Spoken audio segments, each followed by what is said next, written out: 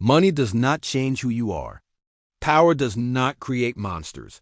It simply removes the mask.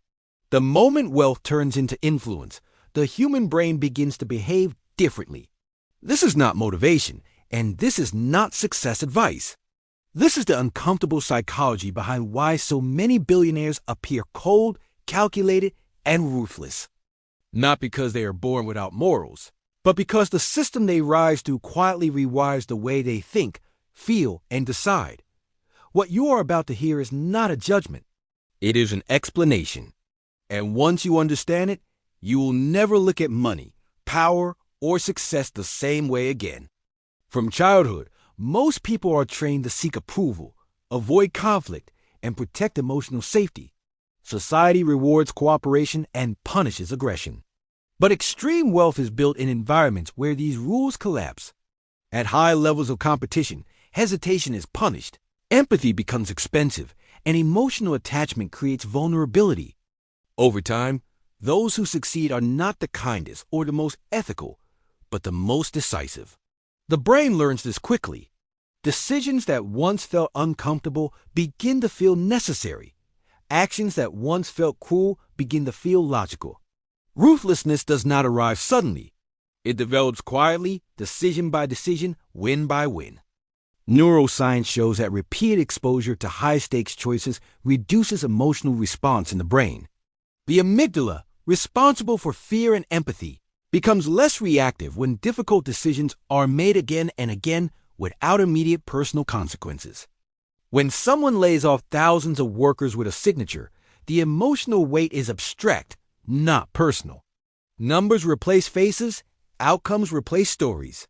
The brain adapts because adaptation is survival. This is not psychopathy. It is conditioning, and conditioning is powerful. Money itself accelerates this process.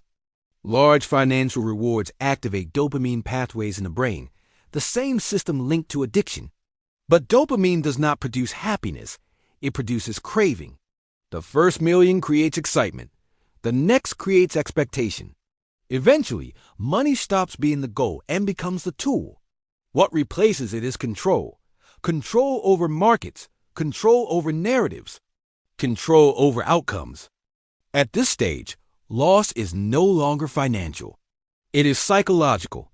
Losing power feels like losing identity. As wealth grows, perspective shrinks. Studies show that individuals with extreme wealth tend to show reduced ability to read emotions in others. This is not arrogance. It is distance. When your reality no longer resembles that of the average person, empathy becomes theoretical. Problems that destroy lives become manageable inconveniences. Rent, healthcare, job security. These are not lived experiences anymore. They are data points. This separation creates an invisible wall, and behind that wall, moral decisions change shape.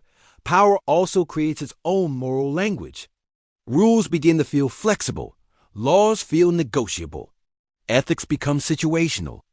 The internal justification is simple and dangerous. If I don't do it, someone else will. This belief allows harmful decisions to feel responsible rather than cruel. History repeatedly shows that ordinary people placed in positions of authority can rationalize extreme actions when they believe the outcome serves a greater goal. Billionaires are no different.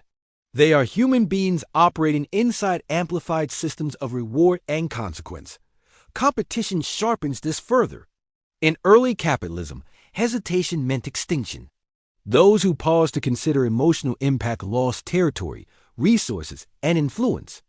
Those who acted decisively rewrote the rules. Modern financial empires are built on this legacy. The market does not reward fairness. It rewards efficiency. It does not care about intent. It cares about results. Over time, the brain internalizes this logic. Empathy becomes a liability. Speed becomes virtue. And morality becomes something to manage, not follow.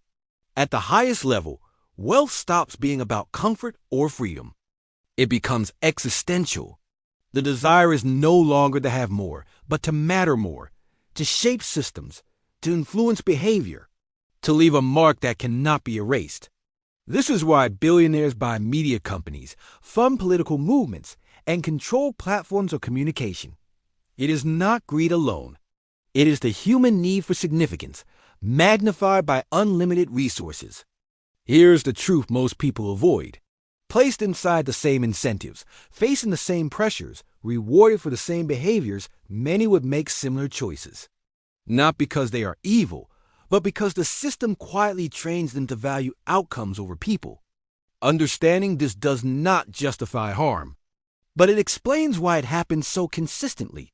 Ruthlessness is not the exception at the top. It is the adaptation required to survive there. The real question is not why billionaires become ruthless. The real question is what kind of success you are willing to pursue, and what part of yourself you are willing to sacrifice along the way.